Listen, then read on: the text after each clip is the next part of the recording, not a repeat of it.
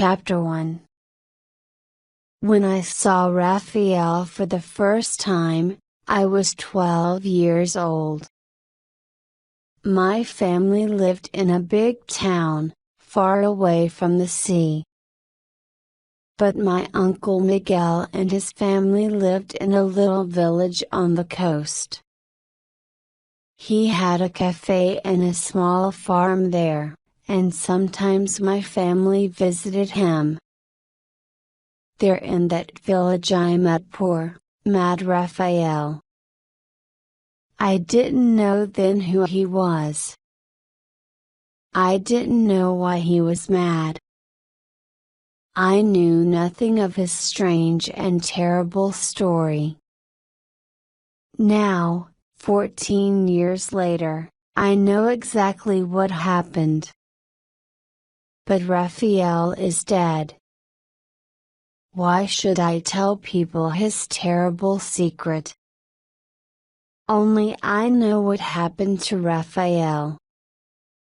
Only I know what happened to the young and beautiful Anita. And to the soldier. Only I.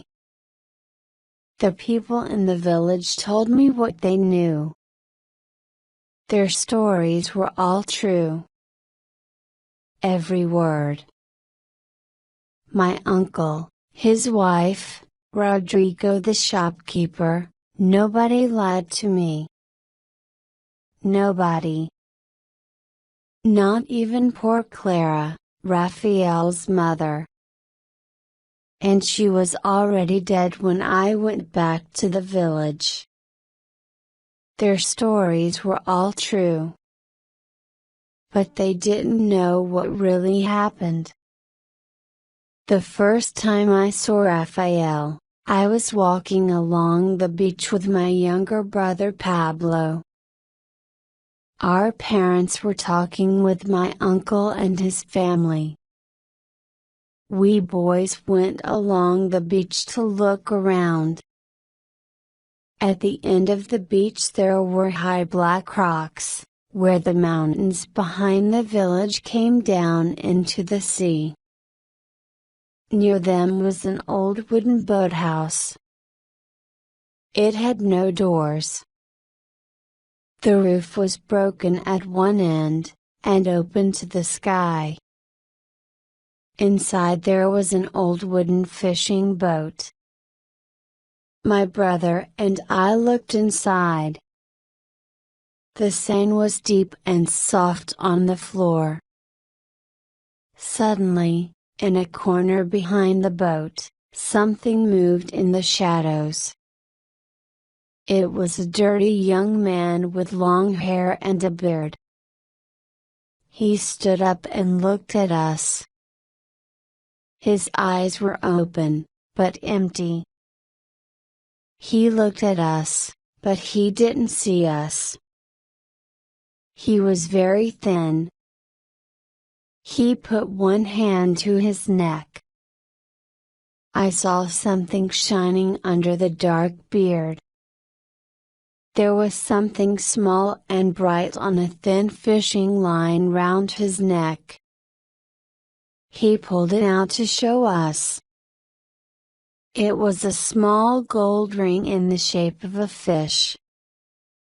Suddenly he spoke. His voice was clear, but thin and high. He spoke words, but they didn't mean anything. "She gave me the golden fish," he said. "She gave it back to me." Then he laughed. And when he laughed, my brother and I were very afraid.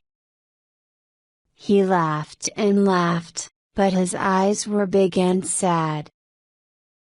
We ran out of the boathouse. The thin young man came out behind us. He stood in the sunshine and laughed. "She gave me the ring," he shouted. "I still have it." Some little boys from the village came running.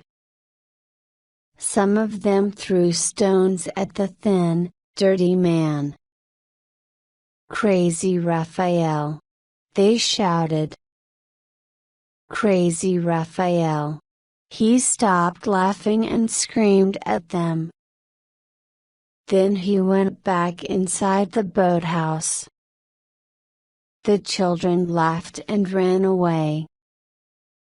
We went back to my uncle's house. "Who is that crazy man on the beach?" we asked. The children called him Raphael. "He's only a poor, mad young man," said my uncle. "He isn't dangerous. He went mad about a year ago. We don't know why. Nobody can help him. I'm afraid." His mother lives in the house at the end of the village. She brings him food every day. All the people in the village help her when they can. Soon the adults began to talk about other things. But I never forgot poor, mad Raphael.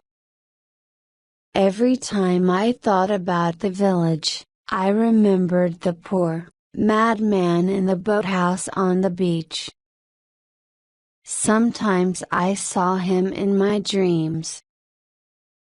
He looked at me with his big, empty, mad eyes. He called to me. He had the gold ring round his neck, and he held it out to me. He called for me to help him. My family went back to the town. After I left school, I went to university in the capital.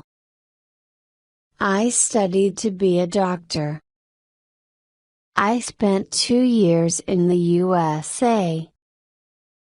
Finally, I came back to my hometown and I found work in a big, new hospital there. In all those years, I never went back to the village. But then one of my uncle's sons got married and all my family went there for a few days. There were many changes in the village. 12 years of change. There were new stone houses. There were new, brightly painted fishing boats along the beach, a lot of them with engines. My uncle had a big, clean, new cafe with tables and chairs, and a television in the corner. It was all very different from the village that I saw as a boy. I went down to the beach on my first afternoon in the village. I wanted to see again the place where I first saw Raphael. I couldn't believe it. The old boathouse and the boat were still there. The boat was in pieces now, but the boathouse was bigger and stronger. There was some new wood on the walls and a new roof on it. I walked along the beach and felt the soft sand under my town shoes. There was a man sitting near the old boathouse. He was looking at the sea. He had long hair and long, thin legs. I came closer and he suddenly looked round at me. It was Raphael. I saw again those same wide, crazy, sad eyes, the eyes from my dreams. He was 12 years older. His hair and beard were beginning to go gray, but they weren't as long and dirty as before. His face was very thin and he looked ill. His clothes were old, but clean. "How are you?" "Raphael," I called, smiling. He put his head on one side and looked at me. His mouth opened and he smiled. A thin brown hand moved up to his neck. "She gave me the golden fish," he said. His voice was flat and empty. He coughed suddenly, a deep, dry cough. Then he looked with sad yellow eyes at the bright, empty sea. I went back across the soft white sand to my uncle's house. I had an idea in my head. I was a doctor now. Perhaps I could find out what was the matter with this poor man. I could give him the best help that modern medicine could give him. I told my uncle what I wanted to do. There are special hospitals now in the capital for people like Raphael. I can take him there. If I can make him well, I will. If not, he can stay in a hospital there. He will have a bed, good food, nurses all the time. It's not good for him to sleep on the beach. He looks ill. I asked him to tell me about Raphael. He told me everything that he knew. It was a long and strange story. I wrote it all in a notebook. I wanted to help the poor madman to get well. For this, I had to know everything about him. Chapter 2. Raphael was born in the village, my uncle said. His father was called Manuel and he was a fisherman. His mother, Clara, is also dead now. She was the sister of my own wife, Rosa. Raphael was their only child. He was a fine boy, never ill, good-looking, healthy and strong. When he was about 8 years old, his father was killed. It was a terrible thing for the young boy. He was there and saw his father die. They were out in their boat, fishing with some other men from the village. I don't know what happened exactly. Something happened to the fishing nets, perhaps they were caught under the boat. Manuel went into the water to do something with them. Suddenly a shark attacked him. It was a complete surprise. The other fishermen could do nothing to help him. It was a big white shark.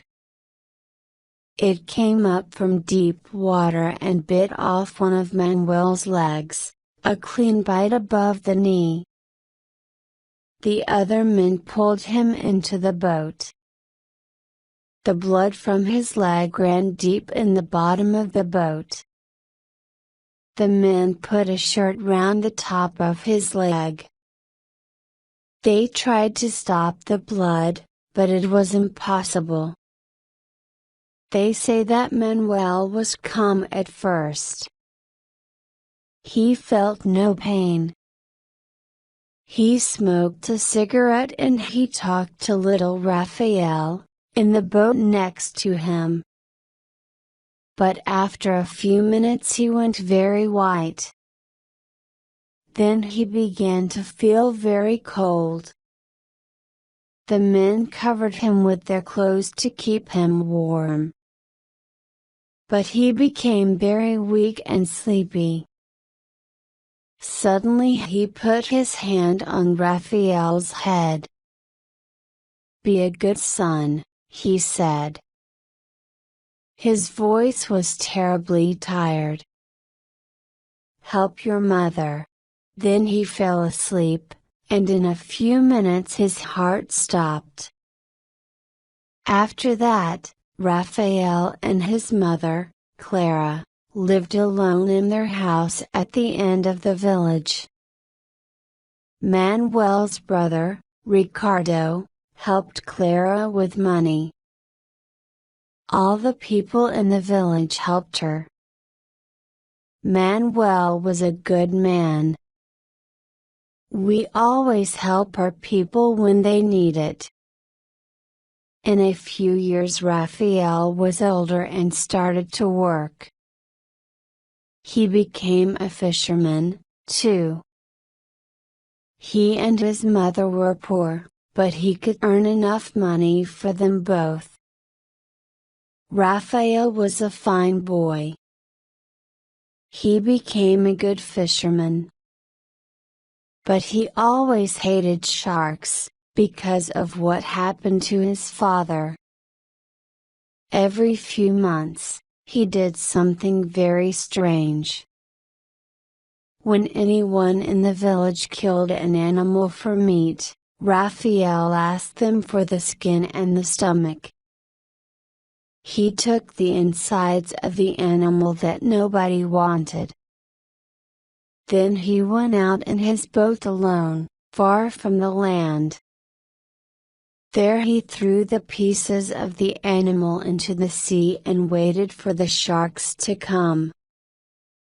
A shark can smell blood in the water when it is many kilometers away.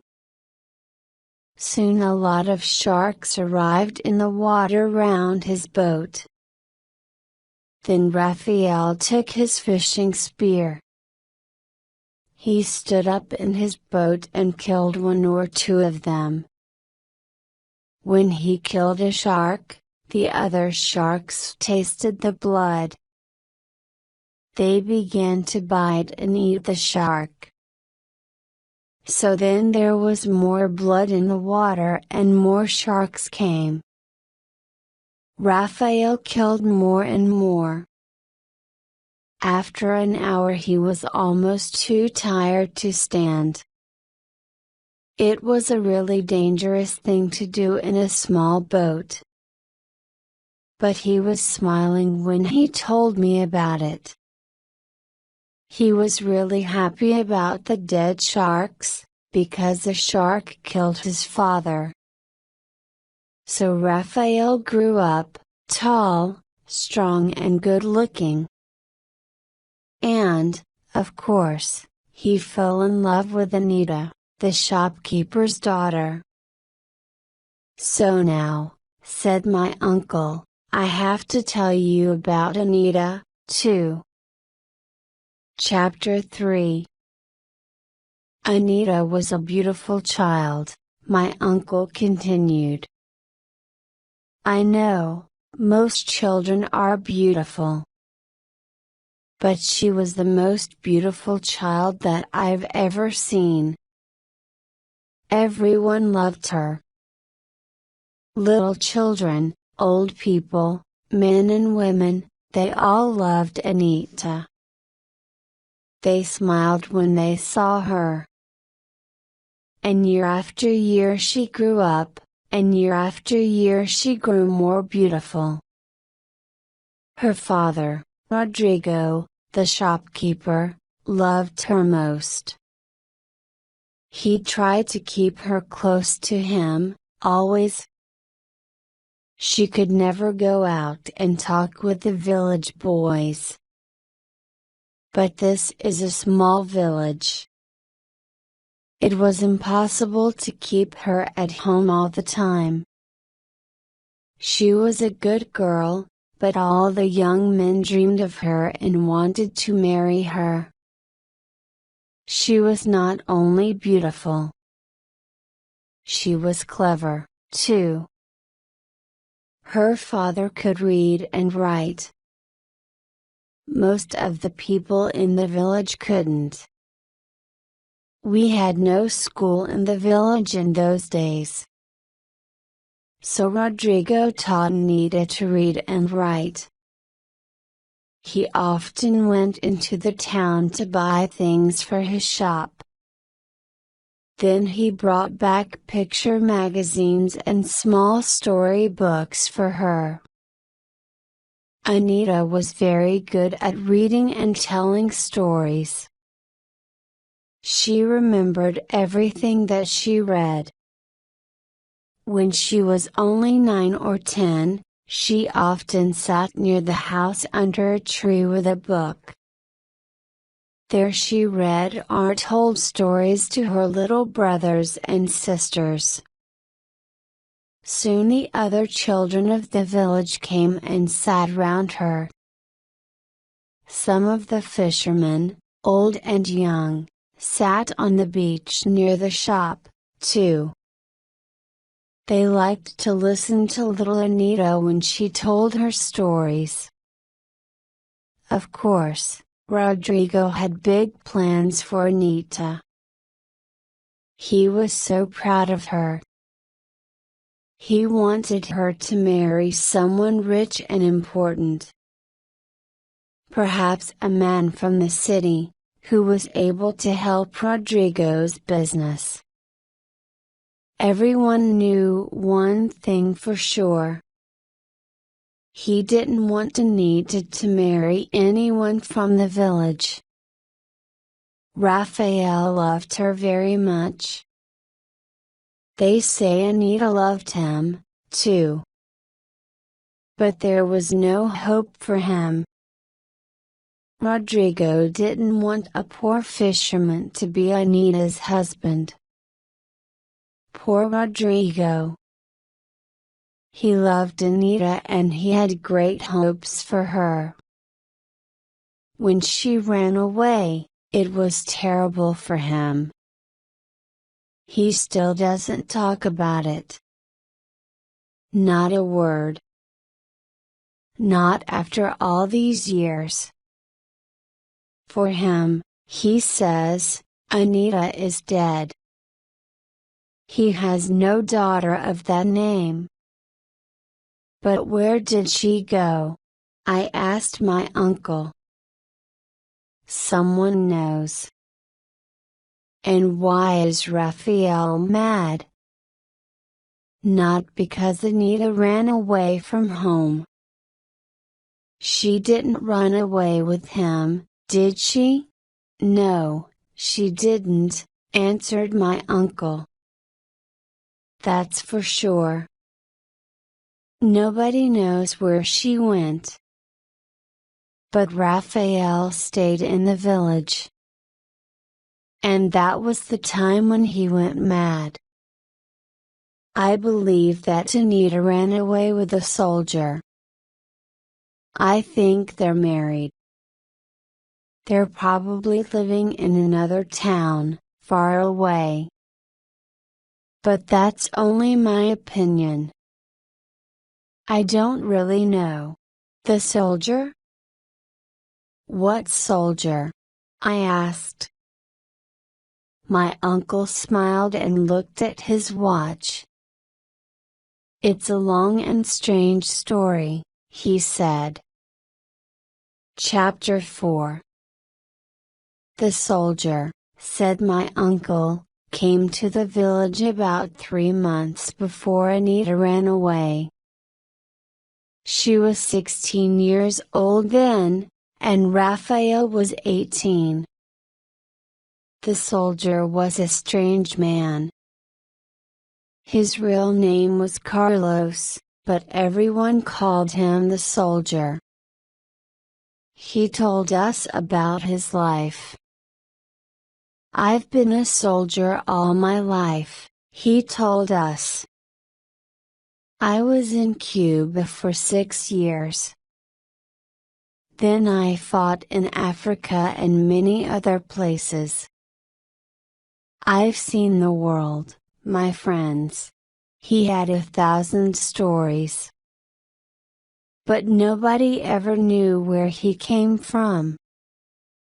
He was very handsome, with bright eyes and long, dark hair. He was a soldier, a sailor, a fisherman, everything. He had a small boat with an engine. That was unusual in those days. He worked for nobody. He went where he wanted to. He did what he wanted to. He bought things and sold things. He could get anything that you wanted, for a price. He sailed into our village late one afternoon. He anchored his boat a few meters from the shore and walked up the beach. I never knew what he came for. It was just a small thing that he wanted, probably. First he went to Rodrigo's shop. Then he came to my cafe and sat for an hour and talked. And there he saw Anita, sitting by the corner of the shop. The children were all round her on the ground and she was telling them a story. He sat outside the cafe and talked for an hour or more about this and that. But his eyes never went far from the little group of children. At last he asked me, "Is that girl your school teacher?" I laughed and said, "No, she's just the shopkeeper's daughter. She's only 16. She's not much older than a child." He left the village late in the afternoon before it got dark. He walked through the water to his boat and climbed in. We watched him start the engine. The boat moved away round the rocks at the end of the beach. Everyone in the village stopped what they were doing. Anita, too, stopped in her story. Everyone watched the strange thing, a boat that went without a sail. Of course, he came back. I told you, no man could ever forget Anita. A week or two later his boat arrived again and the good-looking stranger went to Rodrigo's shop. He bought a few things and talked with Rodrigo. Then he came to the cafe again. He had a drink and a talk with me. Then he went off again along the coast. Soon he came twice a week, on Thursdays and Sundays. He made friends with the people of the village. He was exciting and amusing. He was different from the people of the village. He was a stranger, but everyone seemed to like him. We listened to the stories about his travels and his life in other countries. He always spent an hour or two at my cafe. He sat and drank with us and told funny stories. Many of the fishermen came to the cafe when he was there. I liked him, the other men did, too. He often brought little presents for people. He brought me a little cassette player one day. It was something new for us. We had no electricity in the village then, and we knew very little about the outside world. He showed me how it worked. Then he brought me new batteries for it every 2 weeks. He gave me some cassettes for it, too, of music from the cities, dance music from Latin America, and Mexican love songs. "A cafe must have music," he said, "music for the customers to enjoy." After that I kept the little cassette player on the bar. Every time the soldier came to the cafe, I played some music for him. When the cafe was busy, I played music for the people of the village, too. He brought a paraffin lamp for Rodrigo to put in his shop. It was a very bright light. No house in the village had a light like it. The soldier was becoming very good friends with Rodrigo. Then early one Monday morning, we heard a terrible noise from Rodrigo's house. He was shouting, his wife was screaming, and the children were all crying. It seems Anita wasn't in the house. Her bed was cold and empty. There was no note from her, not a word. Rodrigo wanted to get the police. "Somebody has stolen my daughter," he said. "Somebody has taken her away in the night, dead or alive." But then they found that her little box was empty. Anita's best clothes and favorite things weren't there. Even her little storybooks were gone.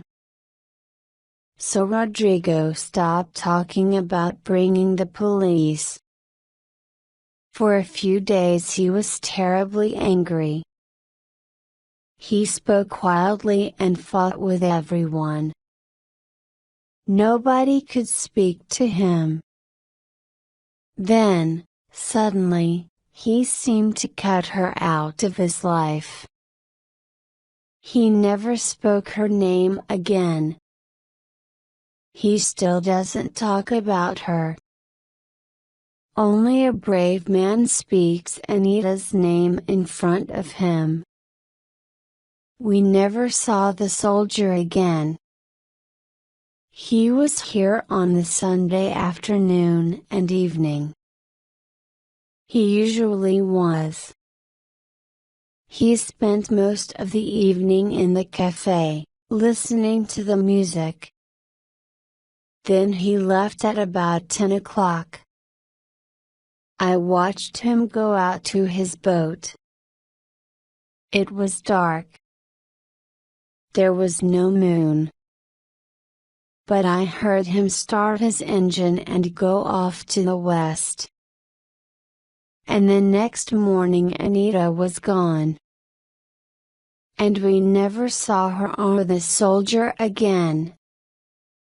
So I, and most people in the village, believe that she ran away with the soldier. Nobody knows how they did it. We never saw him talk to her for a minute in the village. I think he waited for her in his boat along the coast. And she went to him in the middle of the night. Most of us believe they are living together somewhere. Maybe with their own children now. But why did Raphael go mad? I asked my uncle. Who knows? He replied. Perhaps he went mad because he loved Anita. Then she ran away with the soldier. Who can say? He did love the girl very much. I knew it, and his mother did, too. But marriage was impossible because Raphael was a poor, fatherless fisherman. But a man doesn't go mad for 13 years because a girl runs away from home, I said. Men often lose their wives, their children. People die in accidents. This doesn't make other people crazy. Rodrigo lost his favorite daughter, the light of his life, but he didn't go mad. Who can say? Said my uncle again. Who knows why things happen? Why does a man go mad? We know that Raphael was in love with Anita. He loved her for a long time before the soldier came to the village. We know that because of the gold ring.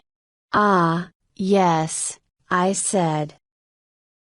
Tell me about the gold ring that Raphael wears round his neck.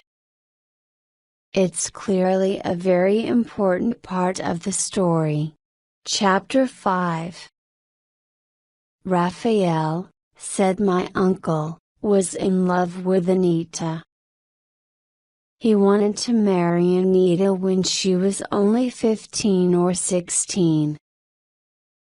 His mother went to see Rodrigo to talk to him about it. I heard that Rodrigo was very polite to her. I'm sorry, he said.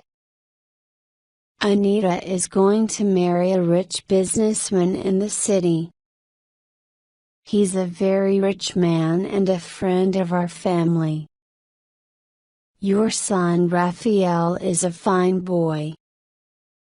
But he's too young to get married. And he has nothing to give her. Nothing at all. Raphael was very sad when he heard about Anita and the businessman. Then, after a few weeks, he suddenly left the village and went to the port on the coast. I'm going to find work in the port, he said to his mother. I want to see something of the world outside this village. I'll come back in a month or two. He put his few things in his boat and sailed along the coast to the port. It was 6 months before we saw him again. 6 months? What did he do there for 6 months? I asked my uncle. You're lucky, he replied. I can't tell you. Raphael came to the cafe one evening.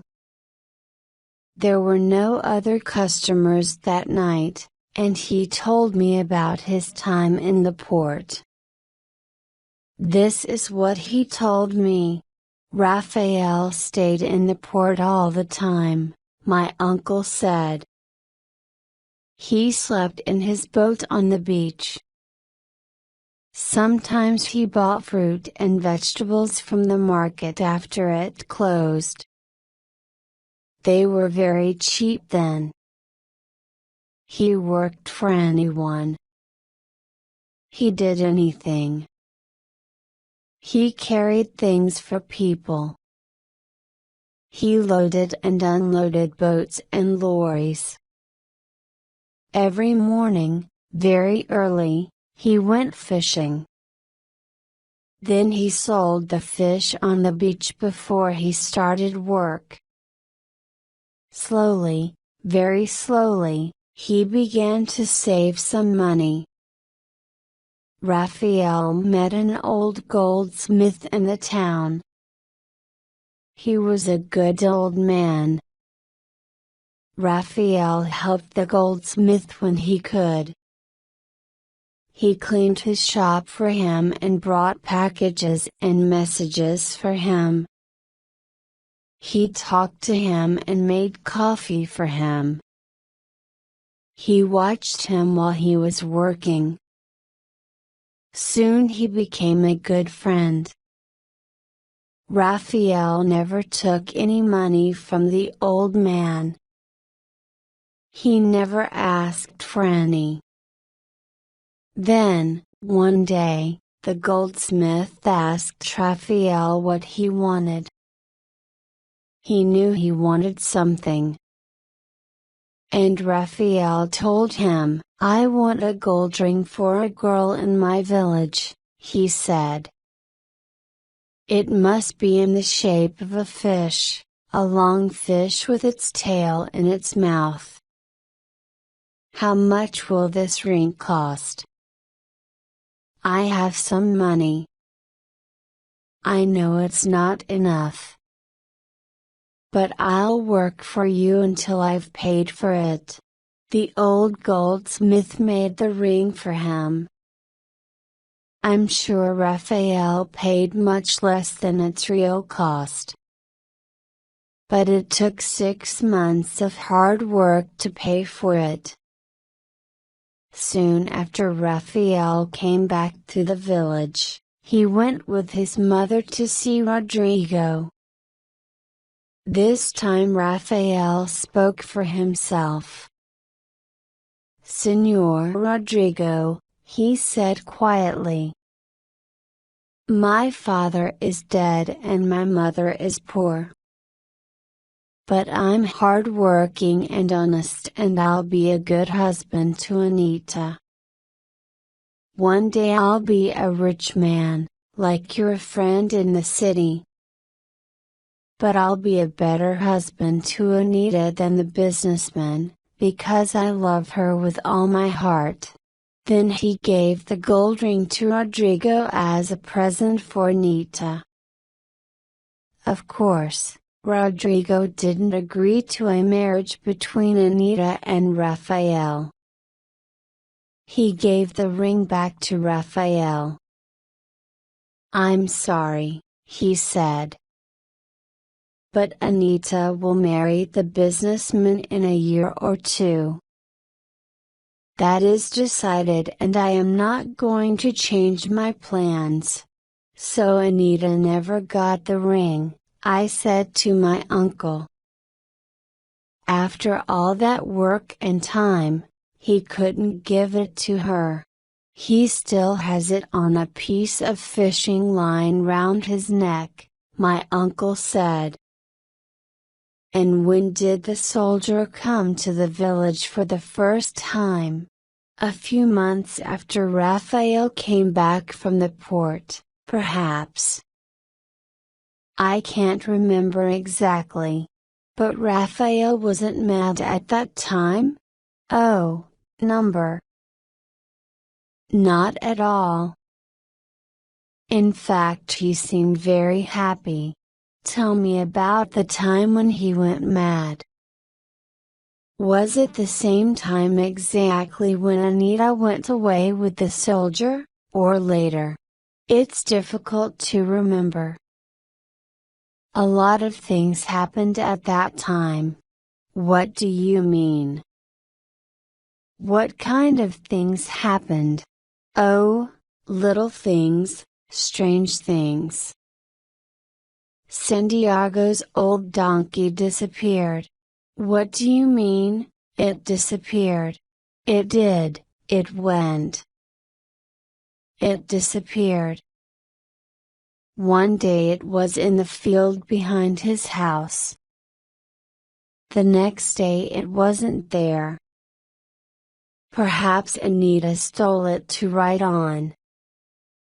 But everyone knew Santiago's donkey. It was too old and weak to walk 100 meters. It couldn't carry a girl. What other strange things happened? I remember that on that last night, Raphael danced. Danced? Yes, he danced for hours, alone, here in the cafe. He never danced before, not in the cafe or anywhere. Or I never saw him dance. And, of course, he never danced again, because he went crazy. But I must start at the beginning. Chapter 6. It was a Sunday, said my uncle. The soldier arrived in his boat in the early afternoon, when everything was quiet.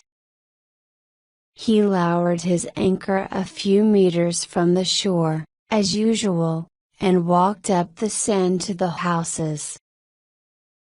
He never pulled his boat up onto the beach. It was a heavy boat and he didn't want to break the engine. He always left it in about 1 meter of water. That day he came first to the cafe. He sat and talked with me and some of the men. We all sat outside the cafe and listened to his stories. Then, later in the afternoon, he went to Rodrigo's shop and bought a few things. He had a big can of paraffin in the boat for Rodrigo's new lamp. I saw him give it to him. The soldier and Rodrigo sat and talked and drank coffee outside the shop for about an hour. When it got dark, he went with Rodrigo into the house behind the shop. I could see the bright light from the lamp through the window. Then the soldier had a meal with Rodrigo. After the meal, he came back to the cafe and sat with me and some of the fishermen. It was very dark and we sat inside. The soldier seemed very happy. He told us a lot of funny stories about his life as a soldier. Then, at about 9 o'clock, Raphael came into the cafe. We were surprised to see him, because Raphael didn't spend a lot of time at the cafe. And he never came into the cafe when the soldier was there. That night he was wearing his best clothes. Usually he wore his old clothes, even in the cafe. He was wearing his best shirt and trousers. His face and hands were very clean, and his hair was still wet and shiny from washing. I asked myself, is he trying to show the soldier that he is not just a poor fisherman? The soldier knew Raphael. He knew that he wanted to marry Anita. Everyone in the village talked about it. Raphael knew that the soldier was also interested in her. Everyone in the village talked about that, too. But nobody knew the secret game that the soldier was playing. Raphael and the soldier didn't speak. The cafe was quiet. Nobody spoke. Suddenly the soldier took a cassette from his pocket. "Let's have some music," he said, giving me the cassette. I took it and put it into the player. I remember it was a love song. It was sung by a girl with a soft and beautiful voice. We all sat and listened to it.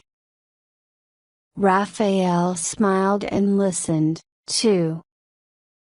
When the cassette ended, I put another cassette in the player. But the soldier stood up. "It's getting late," he said. "I must go." He went out into the dark night.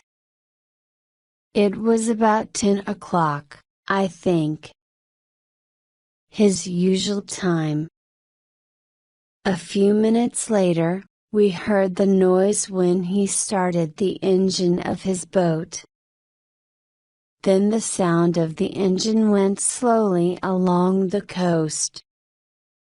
Soon everything was quiet again. We could hear only the sea and the music. The girl on the cassette was singing another love song. It was a sad song, slow but strong. The fisherman and I sat quietly and listened.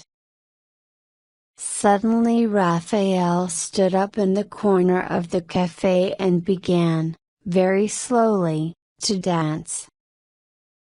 Alone in the shadows, his eyes closed, he moved to the music. He danced, his head back, eyes closed, a strange half-smile on his face. We all watched him in surprise. After a few minutes we laughed and went on talking. But Raphael went on dancing, dancing alone for the rest of the evening. Every time the music stopped he looked at me with big, dark eyes and said, "Again." And I put another cassette in the machine. Then Raphael smiled, closed his eyes, and continued dancing. At midnight all the other men went off to bed. Raphael was still there, still dancing. I watched the poor boy until the song ended. Then I switched off the machine. I said good night to him, and sent him home to bed. Then the next morning, before daylight, we heard shouting and crying from Rodrigo's house. The news went round the village like fire. Anita wasn't there. Rodrigo sent all his family and friends out to look for her. They looked along every road, big and small. They looked in the fields and along the beach, in the rocks. Everywhere. Later, Raphael came out of his house with his mother. I told them about Anita, and they were very surprised. We all were. Raphael went to his boat immediately. He planned to sail along the coast and look for her. He sailed away to the west. I watched him until I couldn't see him. He sailed round the rocks at the end of the village. He was looking at the land as he went. The next time I saw him, he was mad. Everybody in the village was out looking for Anita that morning. But nobody found her. Then Santiago couldn't find his old donkey. He came to Rodrigo's shop. He was shouting that Anita took it. Rodrigo was very angry. He wanted to hit Santiago and knock him down. I thought he wanted to kill the old man. Some friends of Santiago took him away quickly. After that, he said nothing more about the donkey. Then, early in the afternoon, some of the fishermen found Raphael. He was about a kilometer west of the village, in a quiet place near the high rocks. His boat wasn't far from the shore and Raphael was lying in the bottom of it. He was wet and dirty. He was looking up at the sky and laughing. And he was completely mad. They brought him and the boat back to the village. His mother and I washed him and gave him some water. We put him to bed. But he lay and made noises all night. He screamed and fought. He was like a mad animal. The next day he went out of the house and sat by his boat. He looked at the sea all day and said nothing. We waited, day after day. We gave him food and drink. We washed him when we could. But he was like a small child. We waited for him to get better. But he never did. And you never found out what made him mad? I asked my uncle. He never speaks. Only about the ring. You know everything that I know now, he said. When we were washing the poor boy, we found the gold ring on a fishing line round his neck. When we tried to take it off, he screamed. So we left it there. All these years later, he still wears it round his neck. He gave 6 months of his life to buy that ring. His present for Anita which she never had. Chapter 7. The next morning, I went with my uncle to see Rodrigo, the shopkeeper. He had a fine supermarket now, built of stone. He still lived in a house behind the shop. But now the house was 2 floors high and had a garden with a wall round it. He also had his own lorry with his name on it, and there was a new car next to the shop. It was clear that Rodrigo had plenty of money now. Inside the supermarket there were all kinds of tins and packets. There were boxes of fresh fruit and vegetables outside the door. It was the biggest shop in the village and it seemed to sell everything. Rodrigo was a big, heavy man. He was about 50 years old and he wore a fine white suit and a white hat. When we arrived, he was unloading boxes of tins from the lorry. He was picking them up, 3 at a time, and taking them into the shop.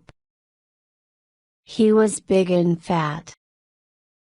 But he was still a very strong man. He was polite and friendly to my uncle and me. He knew I was a doctor. He invited us into his house. We sat and had coffee and talked about the changes in the village since my first visit as a boy. At last I told him my ideas for helping Raphael. Then he wasn't so friendly. A doctor, he said. He needs more than a doctor. I don't know why he's crazy. Nobody does. God knows, I've helped him and his mother over the years. I've given them food when they were hungry. And money when they needed it. His poor mother was a good and hard-working woman. Now she's dead. It was a terrible thing to happen to her. Terrible. First her young husband was killed by a shark. Then her only son went crazy and lived on the beach like an animal. Some people say that love made him mad. But you're an intelligent man, doctor. You've studied at university. Does a young man of 18 years go mad for love of a girl? A strong young man in good health, It's a stupid idea. I believe he wasn't in good health. I think he was ill. I don't know the problem exactly. You're the doctor. Help him. Make him better, if you can. But look for the facts. Don't listen to people's silly stories. So you don't think that your daughter Anita was the reason for his madness? I asked. Rodrigo didn't look at us. He looked at the wall for a long time. I don't have a daughter called Anita, he said at last. I had one many years ago, but she's dead. After that, he said nothing more about Raphael or Anita. Soon we thanked him and left. Later that morning, a man came to my uncle's house. He was small and thin. He stood at the back door with his hat in his hands. When my uncle saw him, he brought him inside. He found a chair for him and gave him a drink. "This is Luis Valdez," he said to me. "He's a farmer. He has a farm just outside the village to the east." We sat and talked about farms and the weather. Then the man began to ask me about Raphael. "Is it true, the story that I hear?" he asked.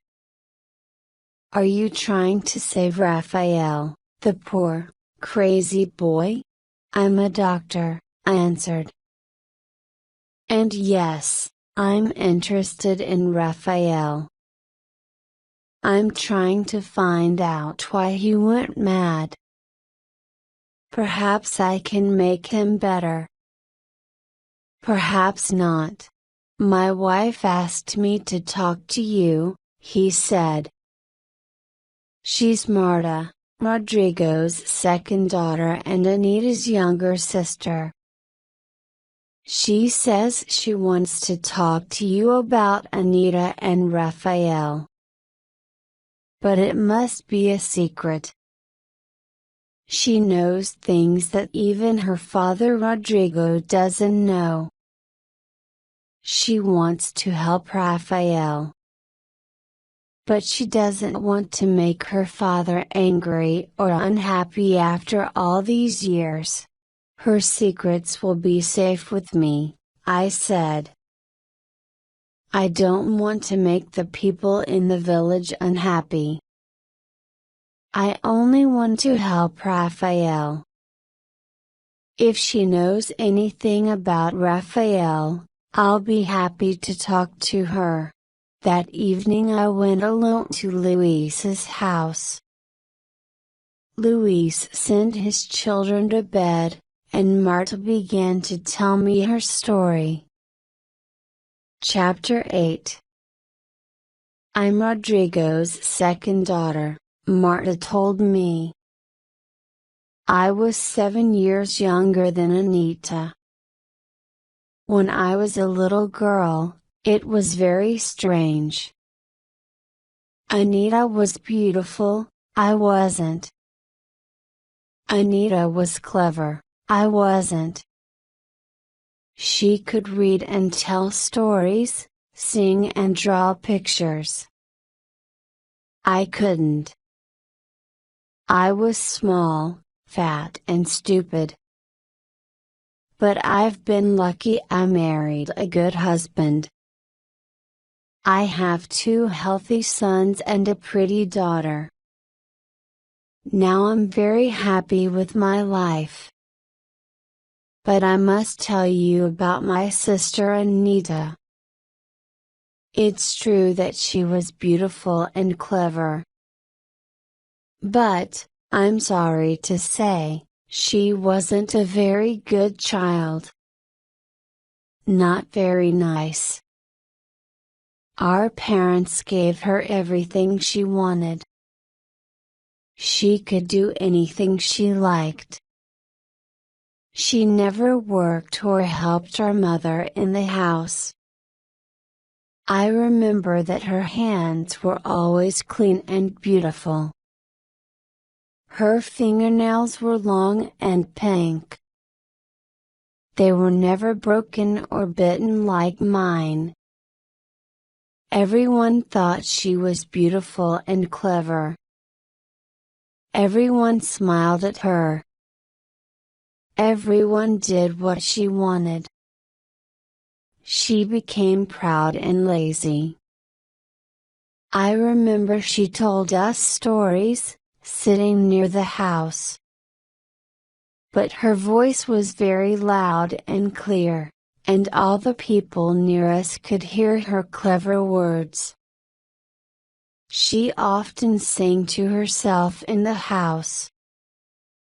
But she sang only when there were people outside to hear her. I'm sorry. This isn't important, really. But she did other things. Worse things. We slept in a small room at the back of the old house. I was only 8 or 9 years old then. Anita had most of the room for her things, and I slept in the corner. One night, I remember, it was very late. Our parents were in their room asleep, and something woke me up. I saw Anita going quietly out of the room. She was wearing a dress and shoes. The moon was very bright that night, and I couldn't sleep again. I lay awake, waiting. About half an hour later, Anita came quietly back into the room and got into her bed. "Where have you been?" I asked her. She was very angry, because I was awake. "Go to sleep, stupid girl," she said. I had stomachache. I only went out for a few minutes. "Don't say anything to anyone." I said nothing, but after that I watched her. I saw her go out on other nights. At last, I asked her where she went. She laughed quietly. "I go to meet my prince," she said. That was all that she said. Her head was full of the stories that she read in her books. She loved stories about princes and princesses.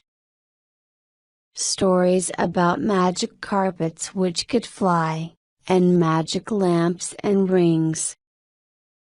These were the stories that she told us most often. She didn't have to read them. She knew them all. She imagined that she was a beautiful princess in a story. She never believed that she was only a shopkeeper's child. Perhaps a king gave her to her parents in secret when she was a baby. She had many strange and silly ideas in her head. But who did she go to see? Who was this prince? I asked Marta. It was Raphael, of course, she replied. They were in love. Even when they were little children.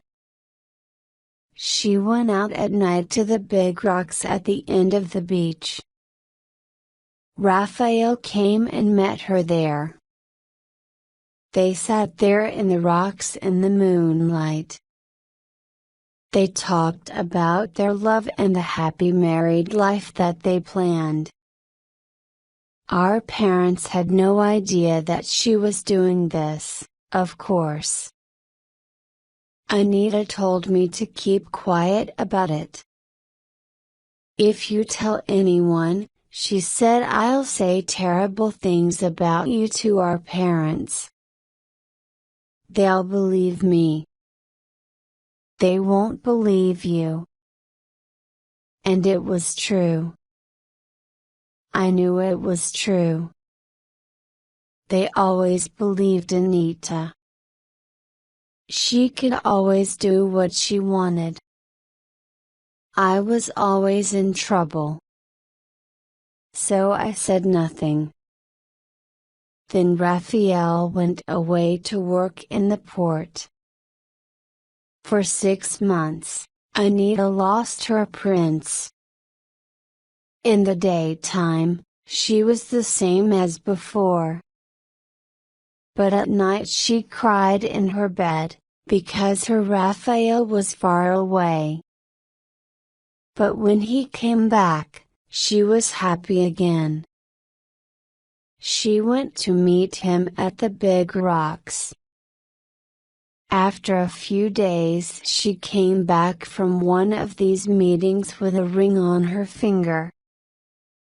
She showed it to me in the moonlight in our room. It was the gold ring in the shape of a fish. She was very proud of it. She wore it on her finger when she went to meet Raphael. At other times she kept it under the carpet in our room. Marta stopped and drank from a glass of water. I didn't know what to say. This wasn't the same Anita that my uncle described to me. Do you know what happened to Anita? I asked. Do you know where she went that night? The night she went away? Marta thought for a few long seconds. I can remember what I saw. And I can remember what I heard, she said. I remember all that exactly. I shall never forget it. But I'm still not sure what happened. Chapter 9. On that Sunday night, Marta continued, I went to bed early. About 8 o'clock, I think, like most younger children. My father was in the living room. He was talking to the soldier. The soldier stayed for a meal that evening. I could hear their voices through the walls. They had the new paraffin lamp in there with them, I remember. It made a bright light in that room. Anita was in our room, too. Father sent her to bed because the soldier was there. She was lying on her bed and reading by the light of a small oil lamp. She was listening to the talk in the living room, too. I remember that we could hear the soldier's deep voice very clearly through the thin walls. I think I fell asleep. When I woke up, it was later, but not very late. The bright light from the lamp was still shining under the door of the living room. My parents were in there, talking quietly. But the soldier wasn't there with them. Anita was taking things out of her box and putting them in a bag. I sat up and spoke to her. She told me to be quiet. She continued taking her best dresses out of the box and putting them in the bag. I asked her what she was doing. "I'm going to meet my true love, my true prince," she said. "I'm going away with him." She laughed and sang quietly, "The girl with the magic ring will always know her true love." She told me to say nothing. Then she went very quietly to the back door and went out into the dark night. Her hand quietly pulled the door closed behind her. On her middle finger she wore the gold ring shaped like a fish. I went to the window and looked out. I was terribly afraid. I knew Anita was a silly child, but this was very, very wrong. If Father finds out, he'll kill her, I thought. He gets angry very quickly, and he's very strong. But I was afraid of Anita, too. So I stood there looking out of the window. I cried quietly. There was no moon and it was very dark. I heard music playing in the cafe along the beach. It was a nice song, a slow song. I listened to the music and the soft sound of the waves on the beach. Soon I felt a little better. After a long time, I started to feel cold. So I went back to my bed and fell asleep. I woke up again much later. The house was dark and quiet. My parents were asleep. Nobody was talking anywhere in the house. Anita's bed was still empty. I went to the window again. The moon was up and I could see the houses along the beach. There was still a light in the cafe and music playing. I went back to bed. I cried until I fell asleep. I hoped that it was all a bad dream. When I woke again, the first gray light of the new day was in the room.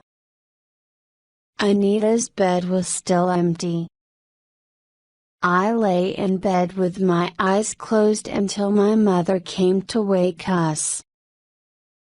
When she found Anita's empty bed, she started to shout and scream. Then I opened my eyes. I soon started to cry, too. I never told them where she went, or what she said. There was terrible shouting and crying in our house that day. But we never saw Anita again. So you think she went to see Raphael that night? I said slowly. Oh, no, said Marta. I think she went to meet the soldier, Carlos. That's why she called him her true prince. He was like someone in a story, you see. First the beautiful princess falls in love with the poor fisherman.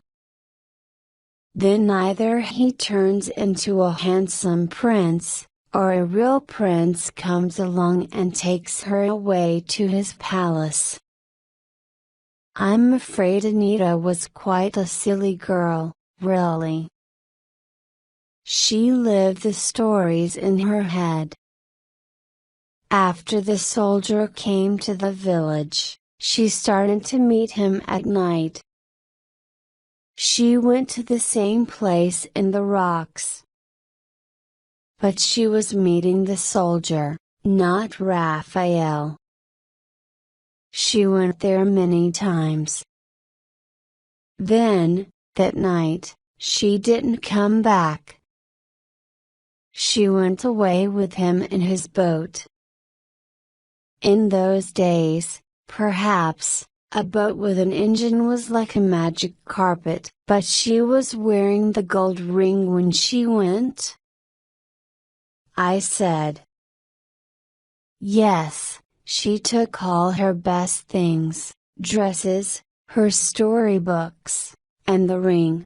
But Raphael has that ring. He has worn it round his neck for more than 13 years. I know, she said. I think she spoke to Raphael that night. I think she told him her plans.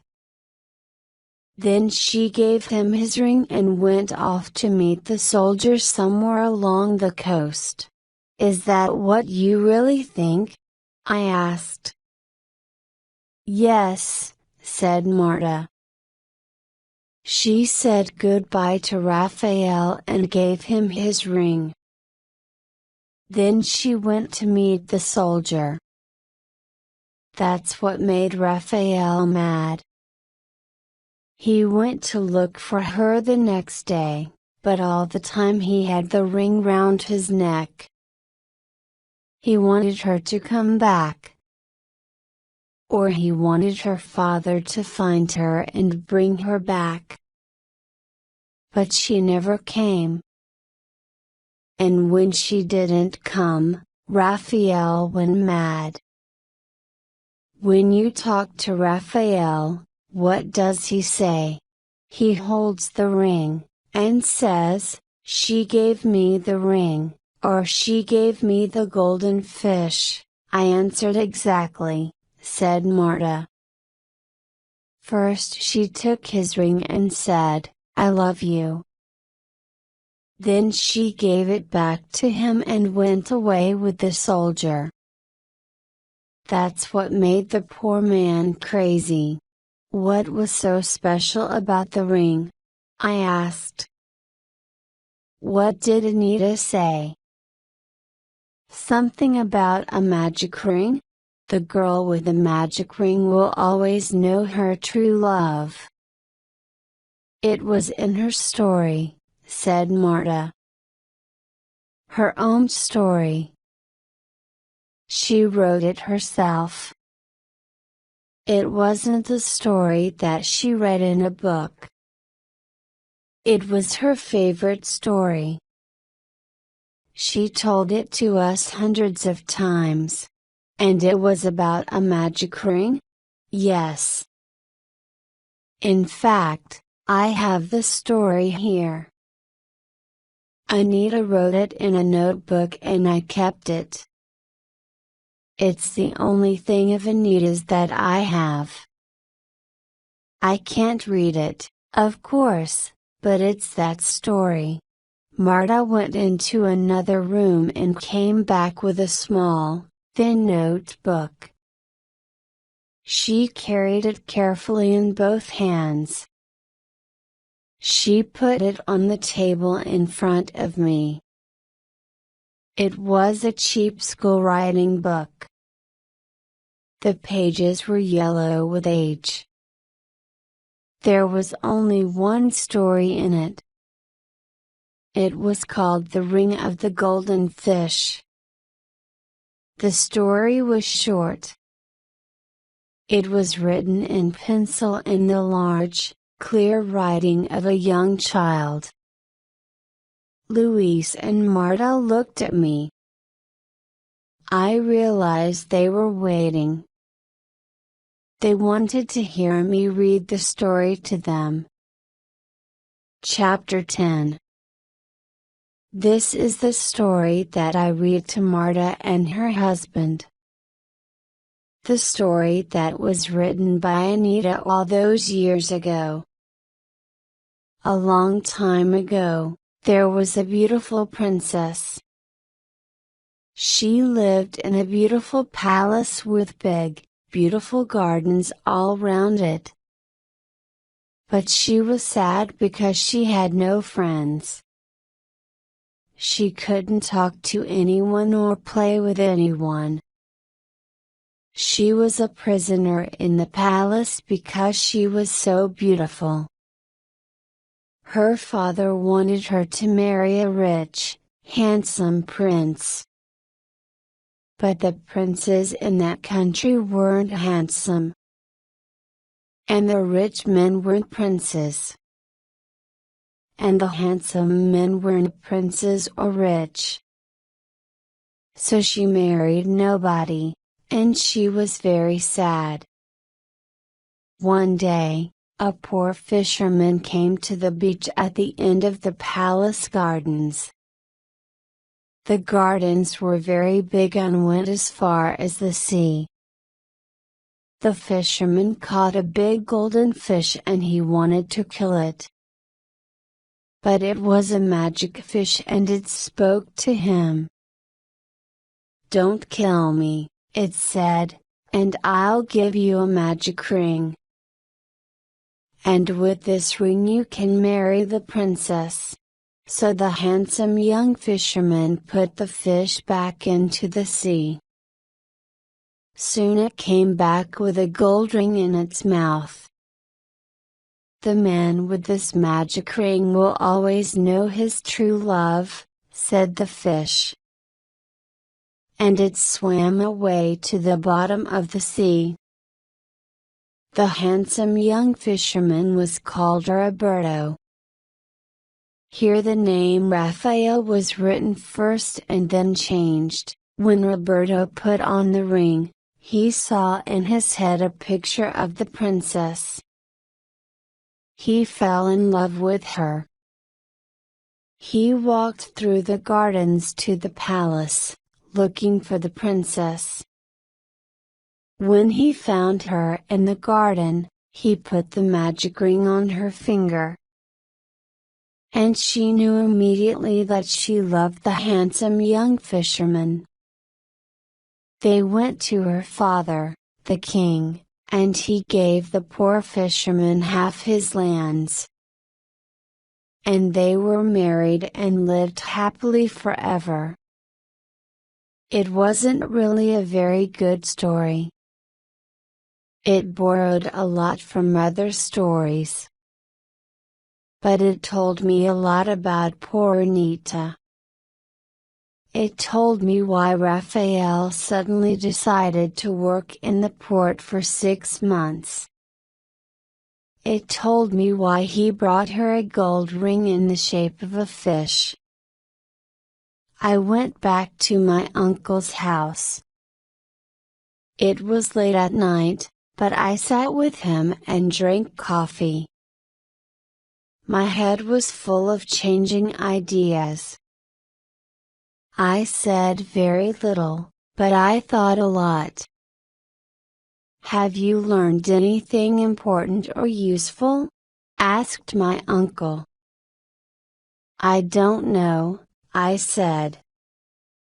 "I can't tell you what Marta told me. I promised to keep it a secret." "But are you sure about what you told me? You haven't made any mistakes?" My uncle thought for a few seconds. "Yes, I'm sure. I haven't forgotten anything important," he said. "Did Raphael really come to the cafe when the soldier was still there?" "Are you sure about that?" "Oh yes. I'm sure. I remember how they looked. Raphael was clean and fine in his best clothes. The soldier was sitting at the table with his friends round him. But he was looking at Raphael all the time. They were like two dogs, looking for a fight. And Raphael stayed in the cafe and danced until late at night." "And you were with him all the time?" "I was with the poor boy all the time until nearly midnight. Then I closed the cafe and sent him home." "Then how did Anita give him the ring?" I asked myself. She didn't leave the house until the music was playing in the cafe. And at that time she had the ring on her hand. And Raphael was already in the cafe with the soldier. And he stayed there until midnight, about 2 hours after the soldier left in his boat. Chapter 11. That night I slept badly. Poor Raphael with his mad eyes came into my dreams many times. He was holding the gold ring. He was showing it to me and asking me to help him. The next morning I sat outside my uncle's house. I looked out at the calm blue sea. I was very tired and unhappy. Soon my uncle came out and sat with me. His wife Rosa brought out coffee and eggs for us. "What will you do now?" asked my uncle. "I don't know. I still don't know why Raphael went mad. I still don't know when exactly. I can't believe that a man can go crazy for love of a girl. You say Anita was very beautiful. But a strong young man doesn't go mad for love. Rodrigo is right. I can't explain it. But I'm sure it was something more strange, more terrible. There is a reason, but I haven't found it. I think nobody here in the village knows it. So, what will you do?" asked my uncle again. "I'll take Raphael to the hospital in the capital. If you help me, I'll give him some medicine. Then he'll go to sleep. When he's in hospital, I can begin to help him. I believe something terrible happened to him. I don't mean when Anita ran away with a soldier. I mean something really terrible, something strange and frightening. Raphael is afraid to remember it. That's why he's mad. At the hospital I can give him modern medicines. They'll help him to sleep and to feel happy. Then perhaps he'll remember what happened to him. If he can remember, he'll get better." Rosa was standing in the door. She came to me and took my hand. She looked into my face. Her eyes were full of tears and she looked terribly afraid. "Please don't take Raphael to hospital," she said. "Leave him here in the village with us. He'll be all right with us." I was surprised. There were tears in her eyes. She really was very worried and afraid.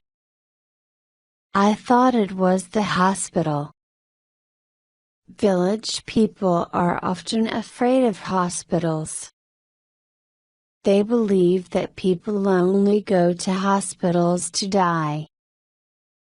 "Please don't worry, Aunt Rosa," I said calmly. "I won't hurt him. I really think I can help him to remember. With God's help, perhaps I can make him better. He mustn't remember," she cried. "He's mad because of his crime. He went mad because of the terrible thing that he did. He mustn't remember. If he remembers, he'll die. My uncle and I looked at Rosa. We were very surprised. Her face was red and tears were running down her face. "What do you know about Raphael's madness?" asked my uncle quietly. "I'm sure you know something. Tell us now." Rosa put her wet face in her hands. "I promised poor Clara not to tell," she cried. "I promised her on her deathbed. But if you leave her poor son here with us, I'll tell you." Rosa dried her eyes. She sat on the steps in front of the house. She didn't look at us. She looked out at the sea all the time as she told her story. "I sat with his mother, my sister, when she was very ill 5 years ago.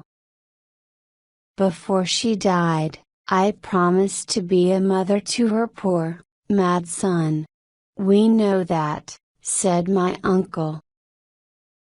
"You and I agreed to look after him. And we have. But what did she tell you about why Raphael went mad?" Rosa put her face in her hands. "Please don't tell anyone," she cried. "I promised to keep her secret forever." "We promise," I said. "What secret?" "The secret of Raphael's madness," said Rosa. "His mother knew it. But she kept his secret from everyone. He was mad because he did a terrible thing. He did it for love, from hate, the poor, poor boy. What did he do? He killed a man.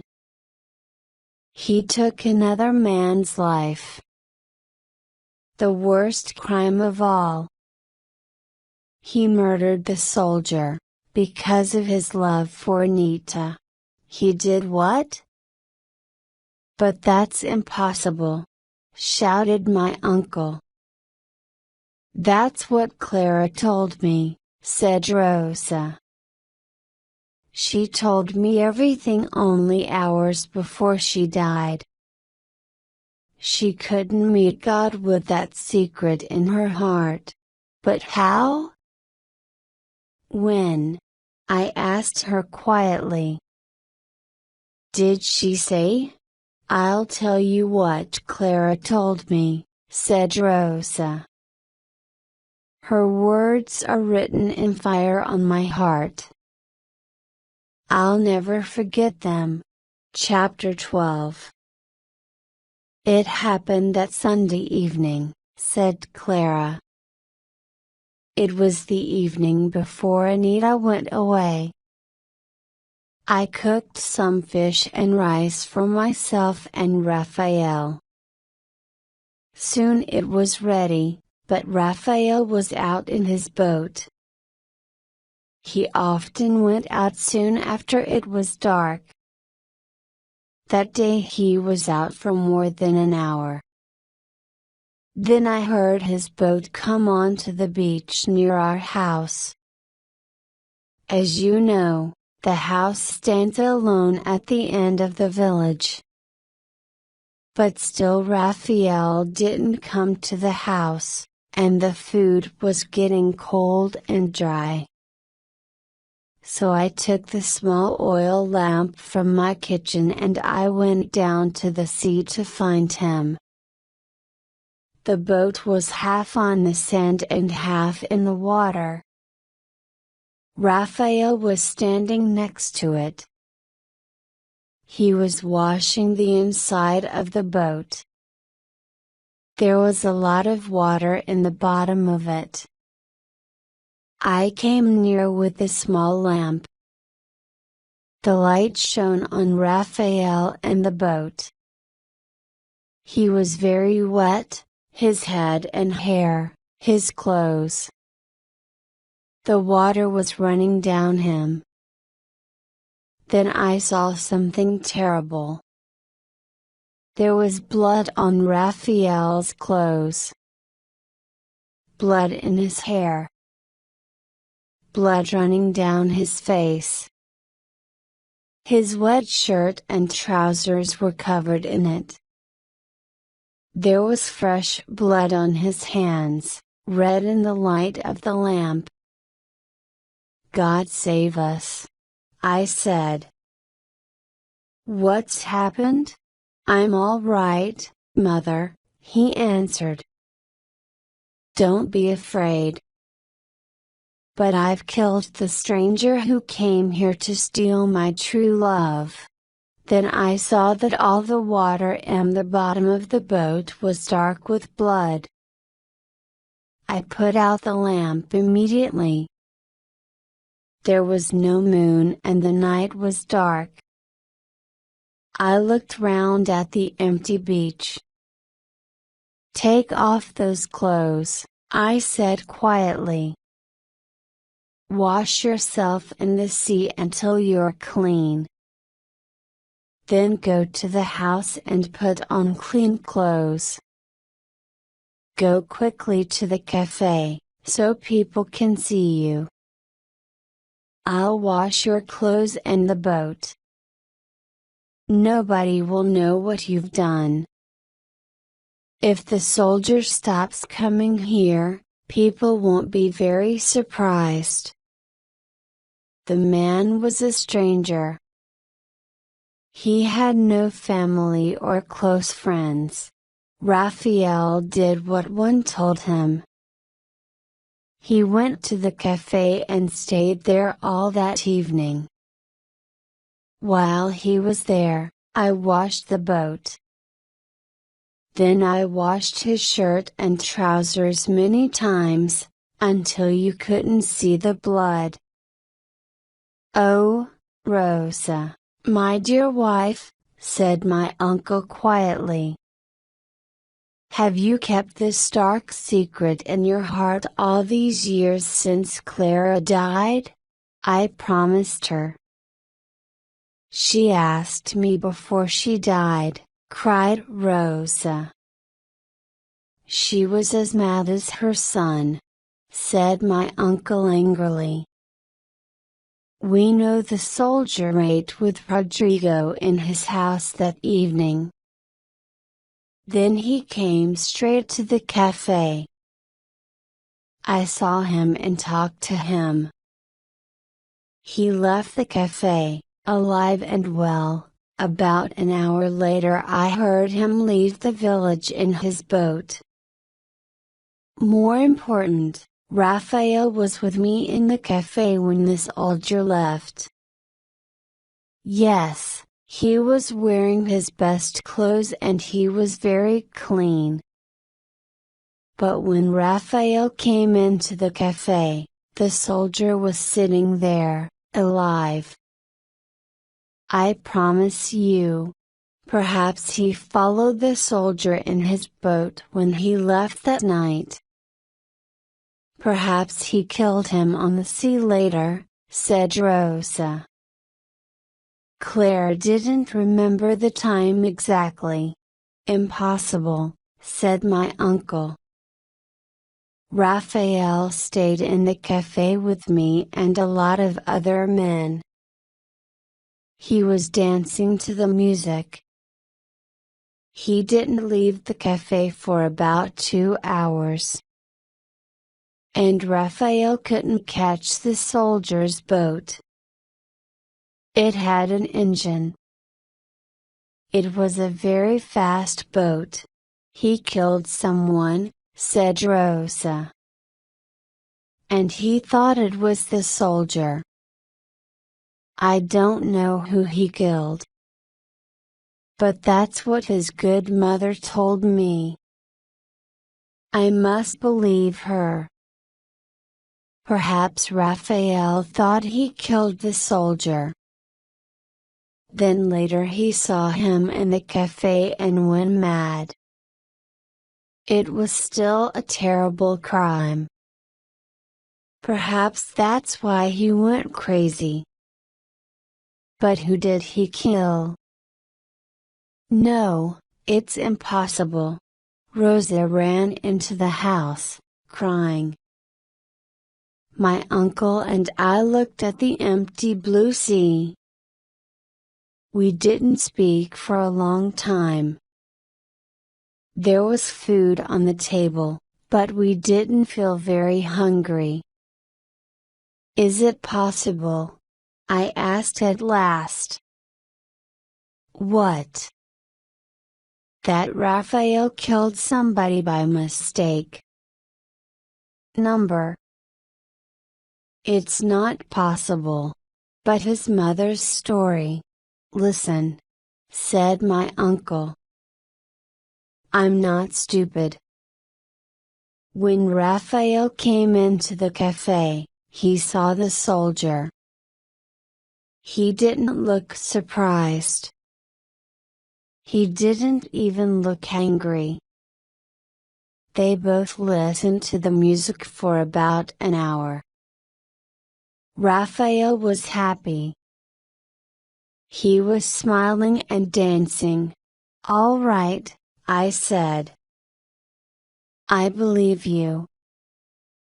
I believe everybody. But this mystery is going to make me crazy soon. Chapter 13. All that morning my head went round and round. It was all impossible. I took a notebook and wrote some questions in it. I still have that notebook with me. Sometimes, when I start feeling very proud of myself, I read it. Question 1. Did Raphael kill someone? Is that why he went mad? His mother thought he did. She saw him covered in blood. But who did he kill?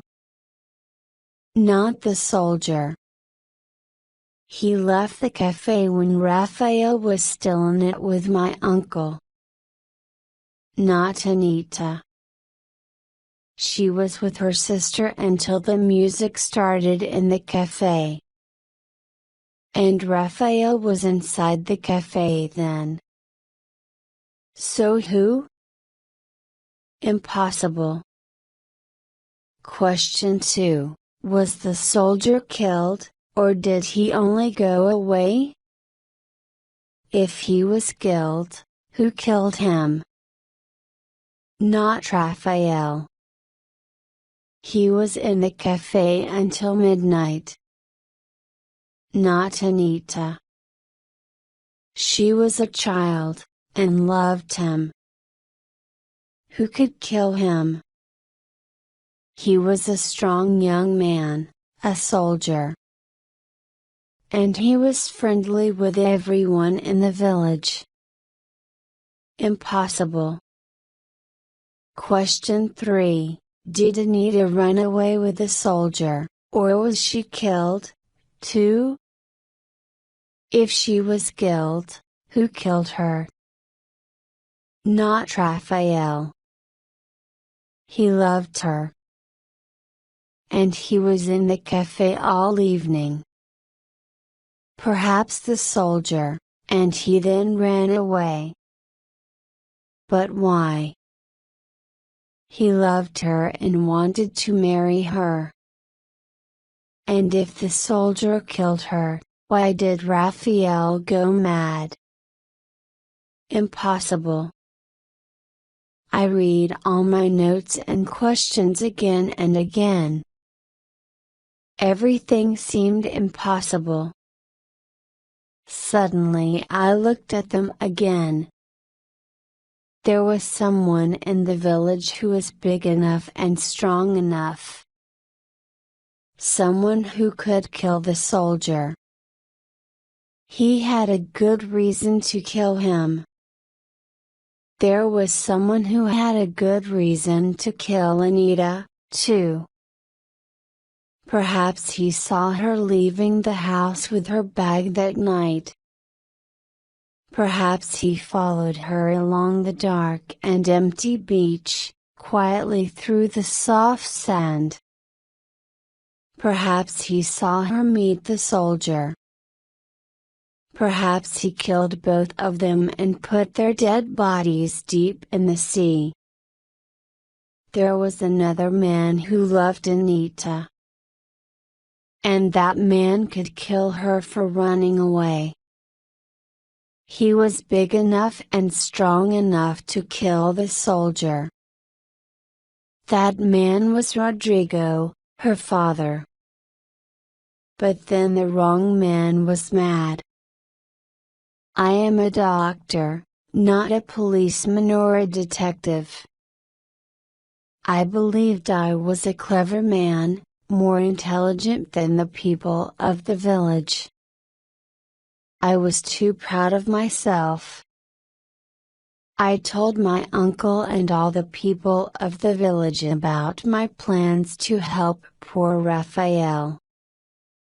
I, the great doctor from the university in the city, could make him well again. I was too proud. I spent a week in the village and I talked to a lot of people. But I still knew nothing about Raphael's madness. I still had no idea what happened to the soldier or Anita. I couldn't be sure that Rodrigo killed them. It was a stupid idea. I didn't really believe it. I promised Rosa and Marta to tell nobody what they told me. It was our secret. I went back to my hospital to do my work. I wasn't so proud. I decided not to think about what happened in the village. It wasn't a good idea to try to change things. I heard nothing from my uncle or anyone in the village for almost a year. I often dreamt of Raphael and his gold ring when I was very tired. But I never went back to the village. I didn't want to meet those good people. I was sure they didn't have a good opinion of me now. Then, one day, a fisherman brought a note to the hospital. It was written by Rodrigo, the shopkeeper. It said, "Raphael is very ill. We think he's dying. Please come immediately. Only you can help us. Please come. Remember my dear daughter Anita and poor, mad Raphael and help us." Your uncle asked me to write this letter. But I want you to come, too. Perhaps at last we can find out what really happened to my daughter all those many years ago. Rodrigo Garcia. I took a small ambulance from the hospital and went to the village. I was there in a few hours. I went straight to my uncle's house. Raphael was there, lying on a bed. Rosa was putting cold wet cloths on his head. Raphael was very thin and yellow. When I came into the room, he coughed weakly. Blood ran from his mouth. Rosa washed away the blood with another cloth. It was already red with Raphael's blood. "It's tuberculosis," I said immediately. "He's very ill." "Yes, "I know," said my uncle. "That's why I asked you to come. It's very bad. I don't think there's any hope for him. I'll take him to the hospital," I said. "I've got an ambulance with me. With medicines and nursing, perhaps we can still save him. But there's not much hope for him. He's very weak." We put Raphael in the ambulance and I took him back to the hospital in the city. He was almost dead. We washed him and cut his hair and beard. We put him in a clean bed and gave him medicines. I sat by his bed for 8 hours. He didn't move. He lay like a dead man. His body temperature was very high. Then, very slowly, it began to fall, and he fell into a quiet sleep. 2 days later, he opened his eyes. He was still having medicines and he was very weak. He lay without moving. Only his eyes moved. He looked round the strange white walls, at the plastic bottle above his head.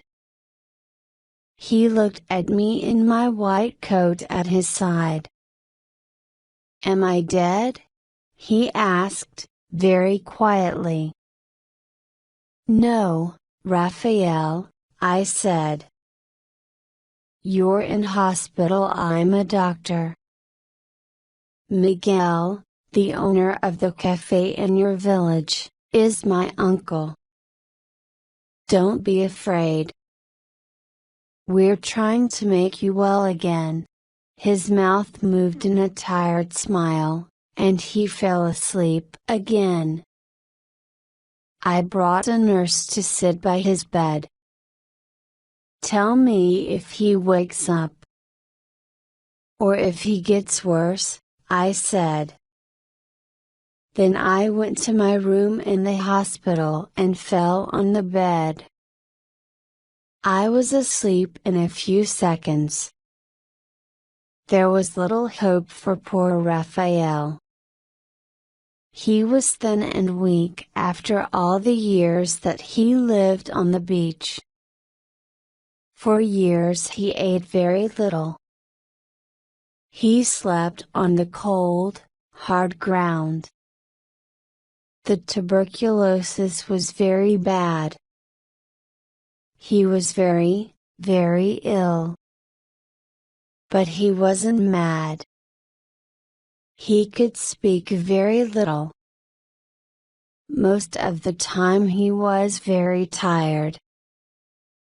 But when he spoke to me, his words were clear and calm. He lived for 6 days in the hospital. He slept, he woke. And when he was awake, he talked to me. Coughing blood, he told me everything. Then, on the 6th day, he fell quietly asleep. And after a few hours his heart stopped and he was dead. After his long years of pain and madness, I was happy that his death was quiet and easy at the end. He did a terrible thing, a terrible crime. But he paid for it with long years of madness. I have written his story down here. One day, perhaps, people will read it. But not until all the people in it are dead. Until that day, it must stay a secret. Chapter 14. This is what Raphael told me. Raphael always loved Anita. He couldn't remember a time when he didn't. It was a small village and the children always played on the beach. Anita and the other girls watched the fishermen. The men cleaned their boats and mended their nets. Raphael fell in love with Anita when they were still children. He loved her, and she loved him. Or she always said so. But her father wanted her to marry a rich man. A fat old man, perhaps, old and ugly. But he must be rich and important. Raphael could do nothing to change Rodrigo's plans.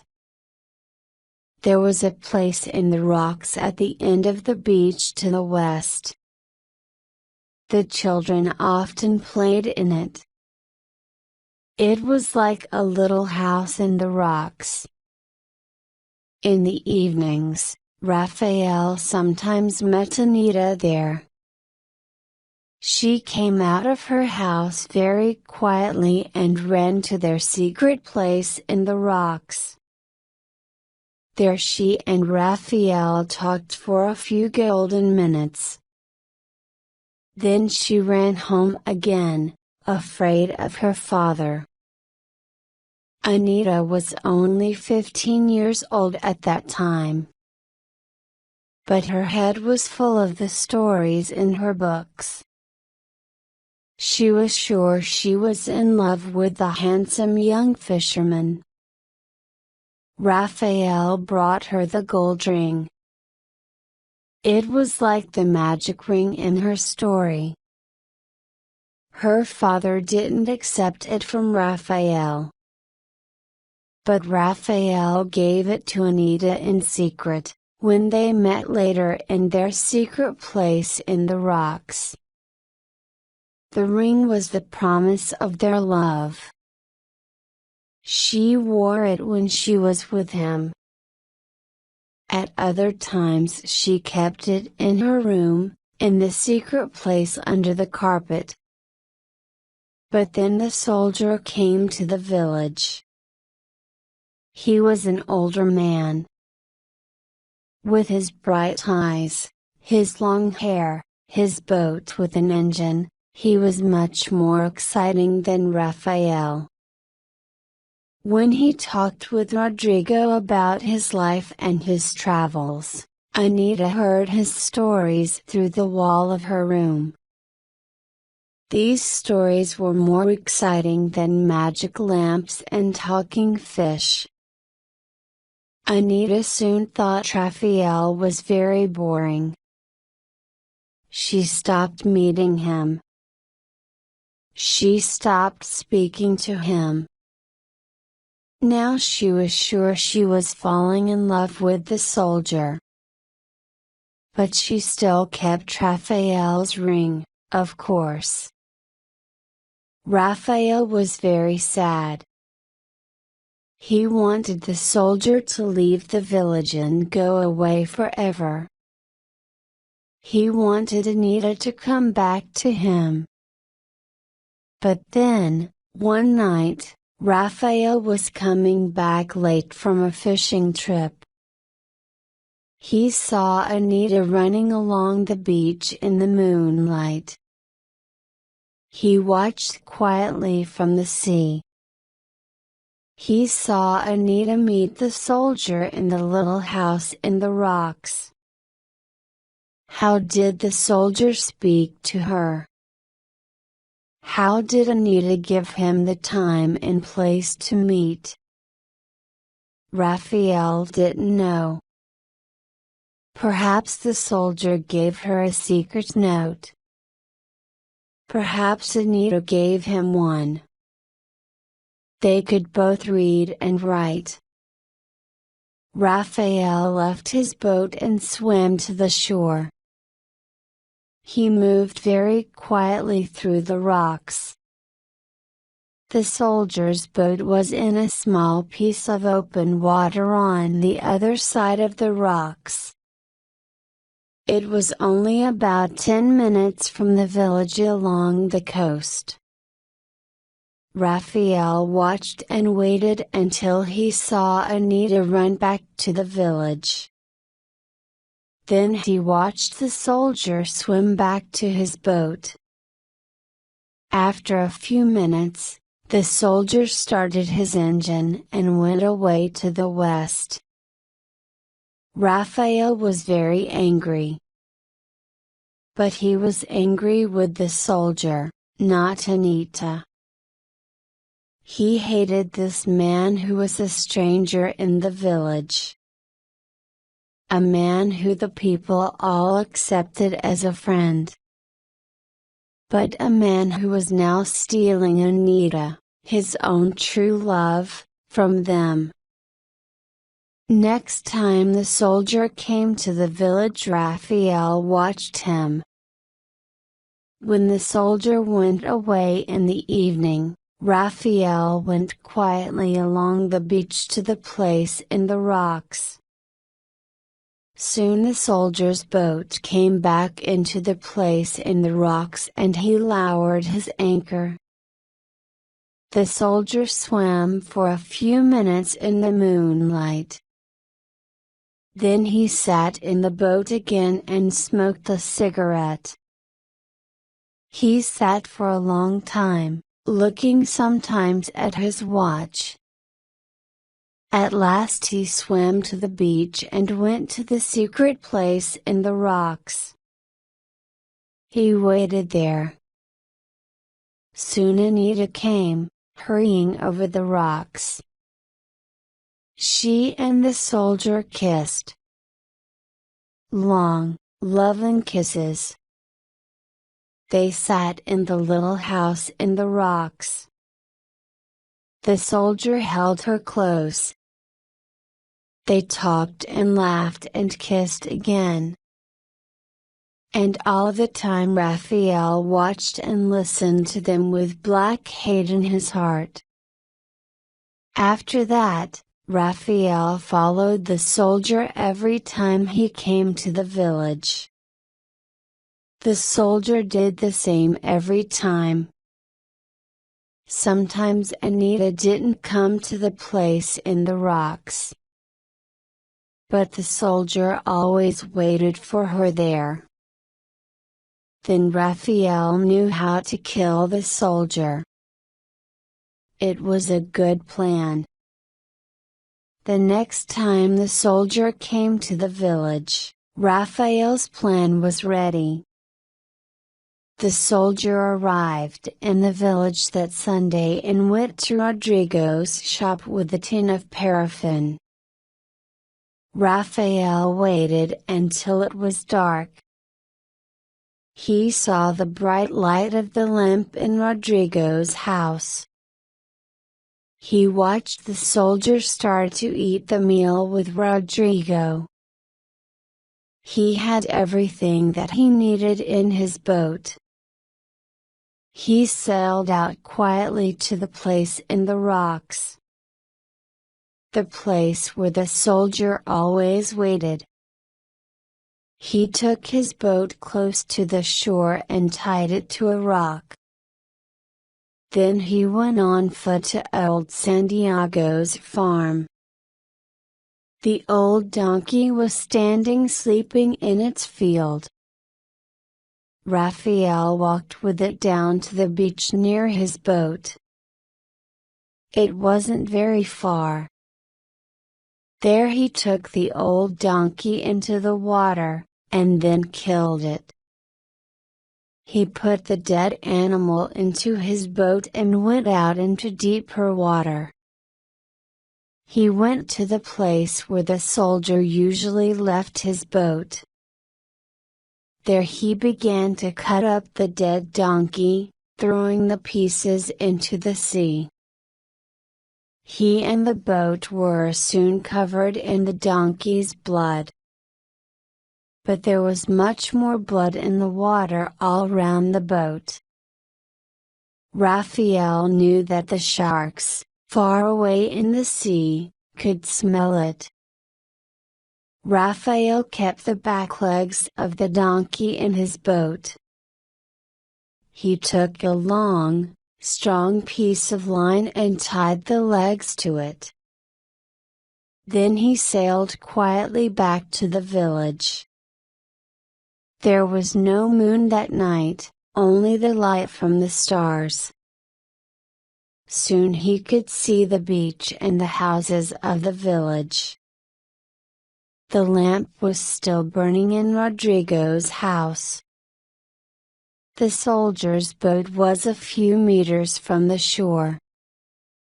It was always in the same place. The soldier didn't want to break his engine.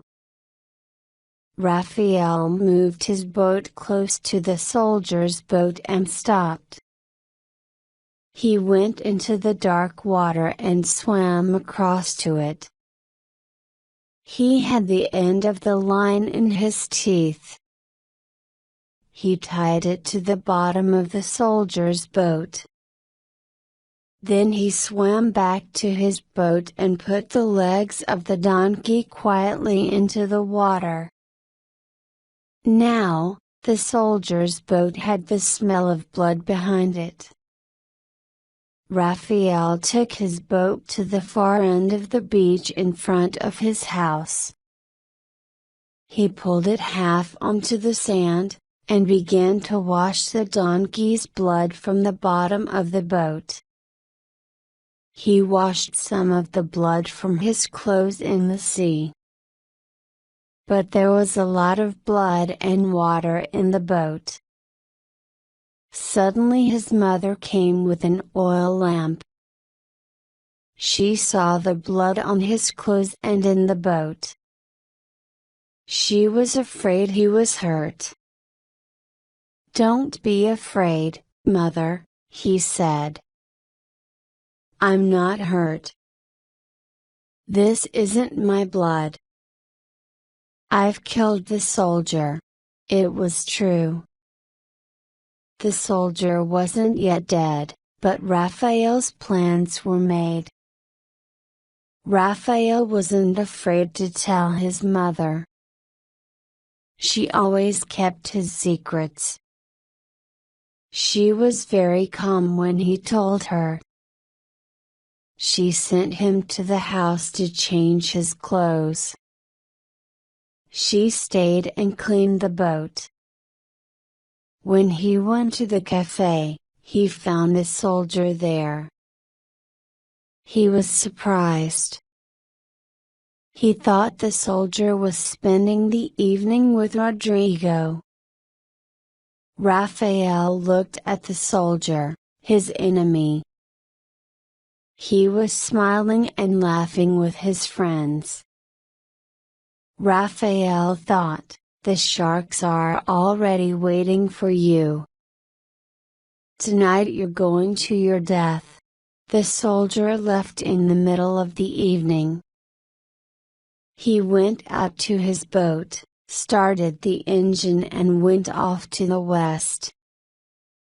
Raphael stayed in the cafe, listening to the music.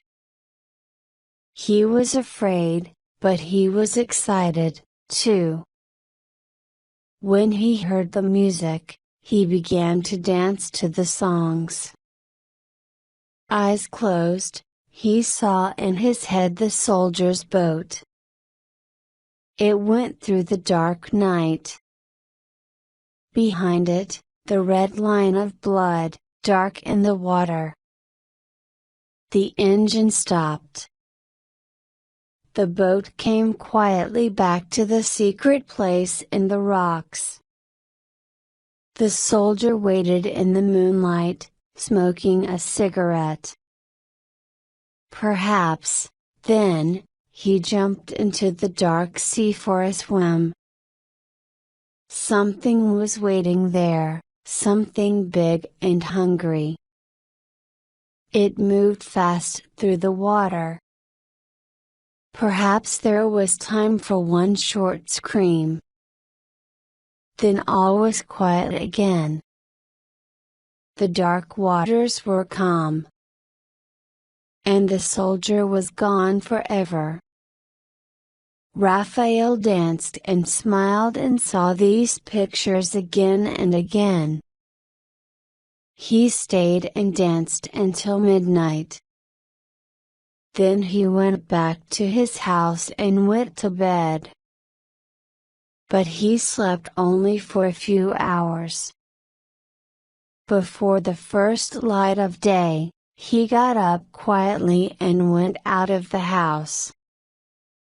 He took his boat along the coast to find the soldier's boat. The boat was there in the place in the rocks. It lay empty and quiet in the water. Raphael looked for the soldier in the sea and on the land. But there was no sign of him. Nothing was left of him. Raphael saw the long shadows of sharks still swimming in the water near the boat. The boat's engine was above the water. There was a long piece of fishing line tied many times round it. Raphael laughed. "My plan was better than I thought," he said to himself. "I tied the legs of the old donkey to his boat with some fishing line. And the line also stopped the engine. So the soldier had to go into the water to untie it." Raphael took the soldier's boat far from the shore. There he made a hole in the bottom and pushed it under the water. Soon it went down to the bottom of the sea. Raphael was happy. The soldier and his boat were at the bottom of the sea. Nobody knew what happened to him. He went back to the village and into the house to have an early breakfast. Suddenly he was very hungry. Chapter 15. A little later, Raphael told me, he and his mother heard the shouting and screaming from Rodrigo's house. They soon learned that Anita was nowhere in the house or the village. Raphael smiled to himself. Perhaps Anita was still waiting somewhere for her soldier. She can wait forever. She'll never see him again, he thought. I'll sail along the coast and look for her, he told his mother. In fact, he wanted to go to a quiet place to wash his boat again. There was still some dark blood in the bottom. He went back to the place in the rocks. It was calm and quiet there. The soldier's boat was at the bottom of the sea. Raphael took some water from the sea to wash his boat. A small shark swam slowly under it. Almost without thinking, Raphael picked up his fishing spear. He hit the shark hard through the back of the head. Its blood came out into the clear water. A few other sharks, bigger ones, smelled the blood and came fast through the water. They began to bite at the dying fish with their great, sharp teeth. They fought, biting great pieces off the dead shark. Raphael decided to catch one or two and cut them up in his boat. He wanted their blood to be in the boat with the donkeys. A white shark about 3 meters long was pulling at the dead one. It lay in the water next to the boat, not moving. Raphael killed it with his spear and put a line round its head.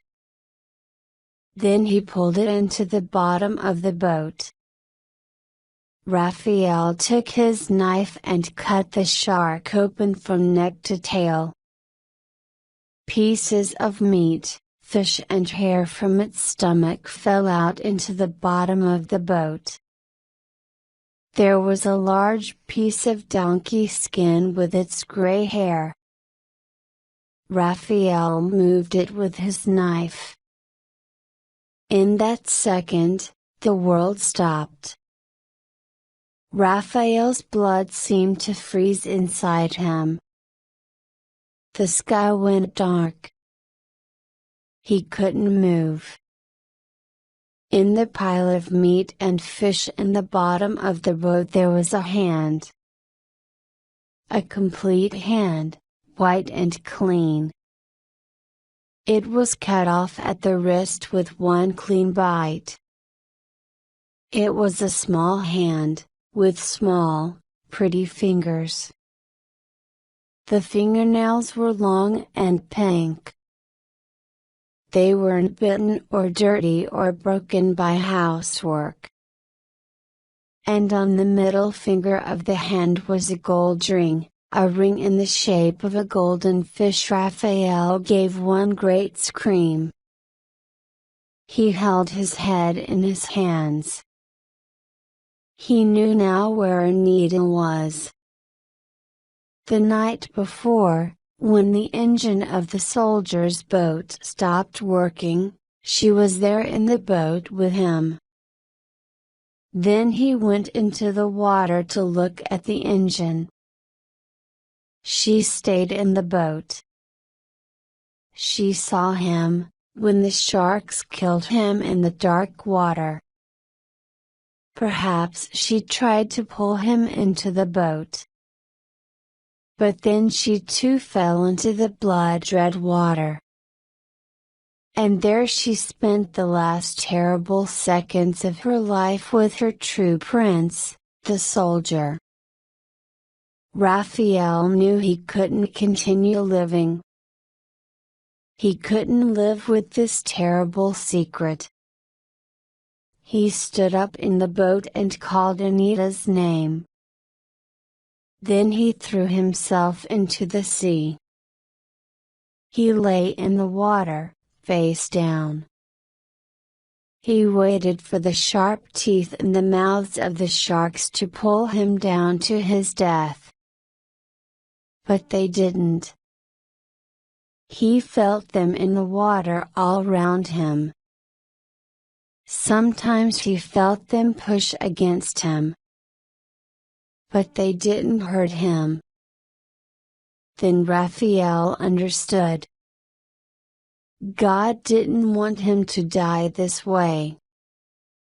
An easy death. A quick death. Too quick and easy for a murderer.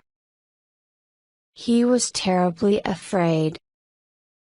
He tried to kill himself. He held his face under the water and tried to die. But he couldn't. At last he climbed back into the boat. He sat like a dead man and looked at the little hand with the gold ring. After a long time he took the ring carefully from her finger.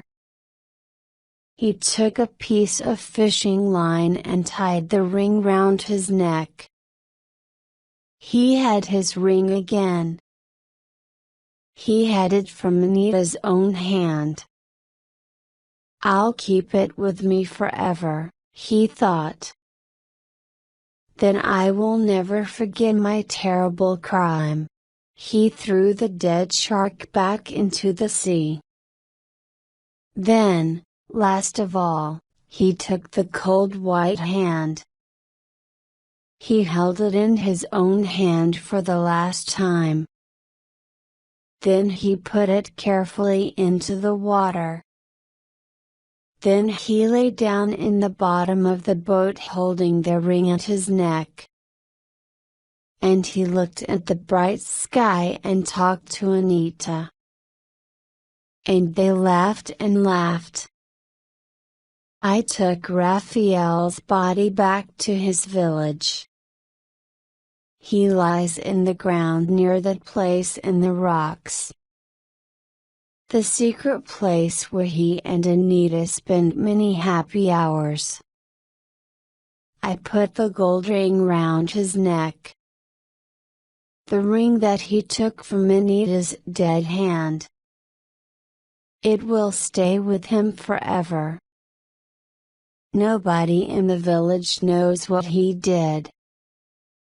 Not Rodrigo, not my uncle or Rosa.